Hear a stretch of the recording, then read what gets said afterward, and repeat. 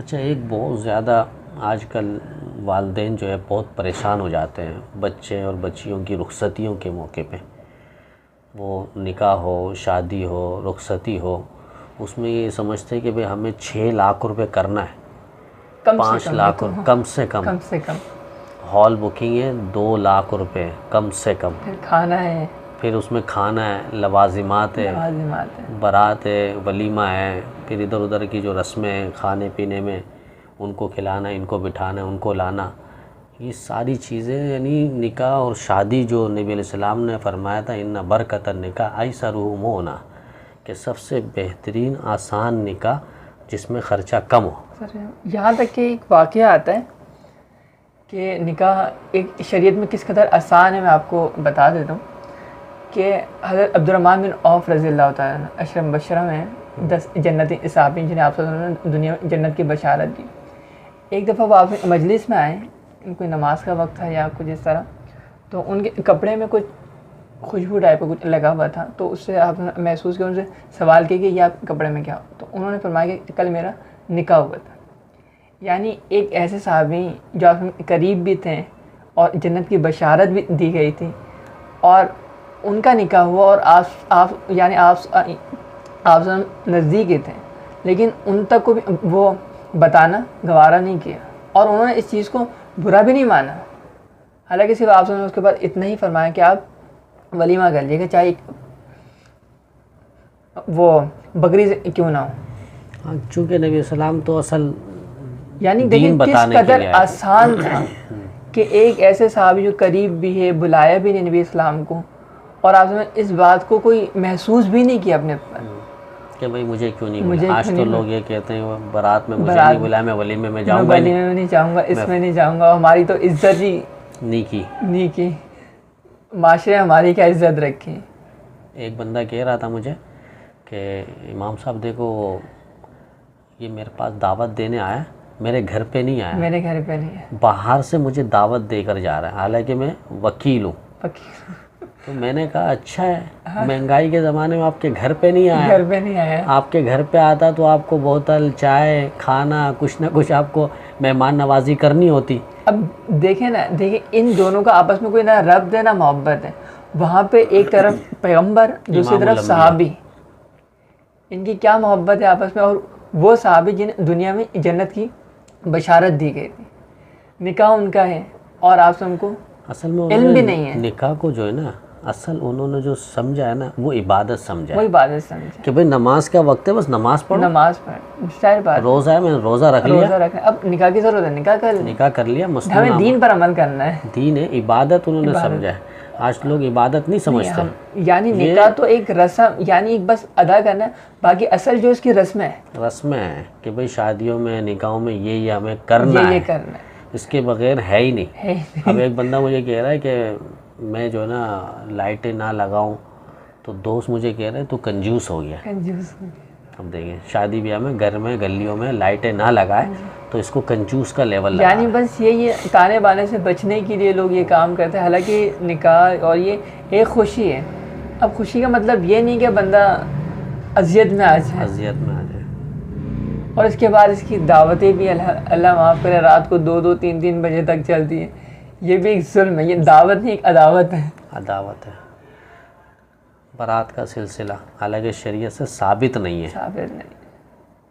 بارات کا جہاں تک میں نے دیکھا تھا مسائل کی کتاب میں، کہ بارات جو ہے نا، کئی چیزیں ایسی ہیں جو پاک بر صغیر، جس کو پاک و ہند ہم کہتے تھے، کہ ہندوستان اور پاکستان جب ایک تھا تو اس وقت ہندو آبادیاں بھی تھیں اور مسلمان بھی رہتے تھے.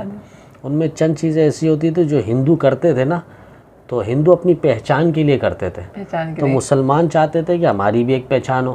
مثلاً وہ جنازہ لے کر جاتے تھے ہندو، تو وہ جنازے میں آواز لگاتے تھے رام رام جیے، رام رام کے جیے.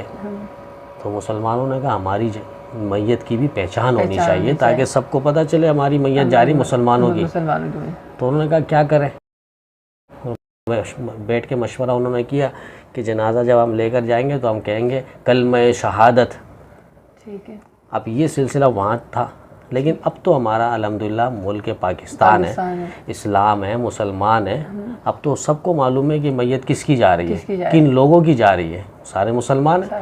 تو اب تو کلمہ شہادت کا نعرہ بھی ضرورت یہ شرک میں شامل ہو جائے گی، کیونکہ مولانا سرفراز خان صفدر رحمہ اللہ نے منہج الواضح ان کی کتاب ہے رائے سنت اردو میں، اس میں حضرت نے بڑے دلائل دیے. ایک بات کی انہوں نے کہ 3 آواز اور 3 جملے اور شور اللہ کو 3 موقع پہ پسند نہیں ہے. قرآن پاک پڑھا جا رہا ہو، سامنے کوئی شور کرے، اللہ کو پسند نہیں ہے.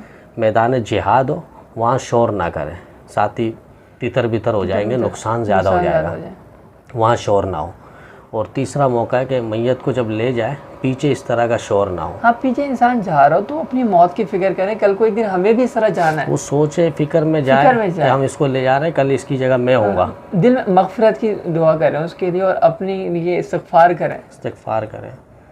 تو یہ ایک ہند اور پاک ایک تھا، تو یہ ایک رسم تھی، لیکن وہ پہچان کے لیے. اب تو پہچان کی ضرورت نہیں ہے، اب کلمہ نعرہ اور شہادت کی ضرورت بھی نہیں ہے، اور اس کو لگانا بھی اب نہیں چاہیے. اور اسی طرح وہاں 3 دن میں وہ کرتے تھے رسم پھل. رسم پھل یعنی وہ تیسرے دن جو ہے نا ہندو لوگ کرتے تھے کہ وہ کچھ پھول وغیرہ لے کے اس کو جلاتے تھے، اس طرح کوئی باتیں ہیں. تو اس دن کو وہ لوگ رسم پھل کہتے تھے، پھر اس کو بہاتے تھے، اڑاتے تھے. تو مسلمانوں نے کہا ہم کیا کریں، ہم تو اس طرح نہیں کر سکتے اس کو جلا کے اور اس طرح. تو انہوں نے کہا کہ ہم یہ کریں گے رسم کل.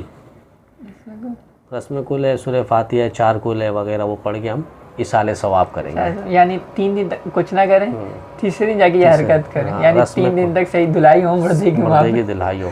تو اس وقت تو ایک ضرورت کے پیش نظر اس لیے تھا تاکہ ایک پہچان رہے، ان کا ایک عمل ہے، ہمارا ایک عمل ہے، اس حساب سے. لیکن اب تو کوئی ضرورت بھی نہیں ہے. نہیں اس وقت بھی تو یہ چیز نہیں، ایک وہ بتا رہا ہوں کہ اس حساب سے بارات کے لیے بھی یہ تھا کہ ہندو جو ہے یا ڈاکو راہزن جو ہے وہ رات کو اکیلا اس طرح اگر بارات چھوڑتے تھے نا، دلہن کے زیورات، قیمتی سامان، نقدی سامان، وہ ساری چیزیں وہ راستے میں لوٹ لیتے تھے. تو انہوں نے پھر یہ بیٹھ کے مشورہ کیا بڑے لوگوں نے کہ ہر گھر سے ایک بندہ بارات پہ شامل ہو جائے. ہر بندہ ایک بندہ، اگر 10 بھی ہے، 20 بھی ہے، 30 بھی ہے، وہ سارے مل کر دلہن کو چھوڑ کے آئیں گے. تو یہ صرف وہ تھا کہ حفاظت، دلہن کی حفاظت ہو، زیورات کی حفاظت ہو، نقدی سامان اور چیزوں کی حفاظت ہو، اس کے پیش نظر. اور وہاں بخاری شریف میں حدیث دیکھیں گے، حضرت عائشہ رضی اللہ تعالیٰ عنہ کو رخصتی ان کی والدہ خود کر رہی ہے. حضرت فاطمہ کو ام ایمن جو خادمہ ہے وہ خود جا کر حضرت علی رضی اللہ تعالیٰ عنہ کے گھر پہ چھوڑ کے آ رہی ہے. کس قدر آسان تھا بہت. یعنی وہاں پہ ڈاکو کی حفاظت کے لیے ایک چیز بنائی گئی، اور یہاں اب ڈاکو سبھی سارے ڈاکو بنے ہوئے. اب تو کوئی چندہ ضرورت بھی نہیں ہے. اب تو باراتیوں میں ماشاءاللہ چھوڑ کے آ رہے ہیں، اور کیا کیا خرافات ہے. صحیح بات ہے، انسان شریعت سے جب دور ہوتا ہے نا تو سارے خرافات میں پڑتے ہیں. اندھیر نگری ہے. وَإِن كَانُوا مِن قَبْلُ لَفِي ضَلَالٍ مُبِينٍ. نبی آئے نہیں تھے تو ضلالت اور گمراہی ہی تھی، اور جن کے پاس نبوت کی تعلیم نہ ہو تو وہاں پر بھی گمراہی اور ضلالت ہے، اس کے علاوہ کچھ نہیں ہے. صحیح بات ہے. چند دن کی شوخیاں انہوں نے بگاڑ لیا، شیخیاں جو بھی کر لیا، شور شرابہ، گانے بجانا، رقص و سرور کی محفلیں کرنا، شراب نوشیاں کرنا، سب کچھ کر لیے. بارات، رخصتی سب کچھ ہو گئی. اب کیا وہ فائدہ؟ حالانکہ نکاح کے ذریعے تو انسان اپنی برکت کو تلاش کرے، برکت حاصل کرے. یہ تو خدا کی غضب دعوت دی جا رہی ہے کہ ایک مرد عورت کا ایک ہی مجلس میں جمع ہونا، پھر ایک ہی ساتھ کھانے کے لیے عجیب افراتفری ہونا. اب ایک نے مجھے کہا کہ وہ معاملات ختم کرنا ہے میاں بیوی کا. ٹھیک ہے. تو آپ نے نکاح پڑھایا تھا مجھے کہہ رہے ہیں. اچھا. میں نے کہا اچھا، مطلب میں نے نکاح پڑھایا تو کیا ہوا؟ برکت نہیں ہوئی؟ برکت نہیں. میں نے تو آپ کے پاس آگے صرف 10 سے 15 منٹ میں بیٹھا، 20 منٹ بیٹھا. خطبہ نکاح فارم فل کرنے میں کتنا ٹائم لگتا ہے؟ آپ کسی پڑھے لکھے سے پوچھ لیں، زیادہ سے 20 منٹ. اس 20 منٹ کے بعد آپ نے 20 دن تک کیا کیا؟ اللہ کو ناراض کیا ہے، رسول اللہ صلی اللہ علیہ وسلم کی تعلیمات کو ذبح کیا. صحیح بات ہے.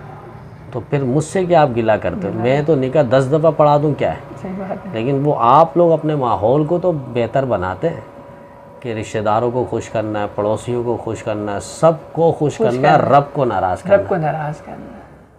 حالانکہ ہونا یہی چاہیے، ہم رب کو راضی کریں، باقیوں کو ناراض کر دیں. کوئی بات نہیں، ناراض ہوتے ہیں ناراض.